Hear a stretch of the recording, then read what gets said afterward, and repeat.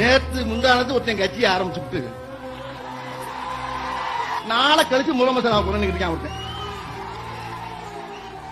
என்னன்னா அவன் கல்யாண மண்டபத்துல 2 தூண் வந்துட்டாங்க இடையில. தண்ணியில மிதக்கிற கப்பலை ஓட்டுறவனுக்கு பேர் தான்டா கேப்டன். எந்நேரமும் தண்ணியில மிதக்கிறவனுக்கு பேர் கேப்டன் கிடையாது. நேத்து முந்தானது ஒருத்தன் கட்சியை ஆரம்பிச்சுட்டு நாளை கழிச்சு முதலமைச்சர் ஆகணும்னு இருக்கான் ஒருத்தன். என்னன்னா அவன் கல்யாண மண்டபத்துல 2 தூண் வந்துட்டாங்க இடையில.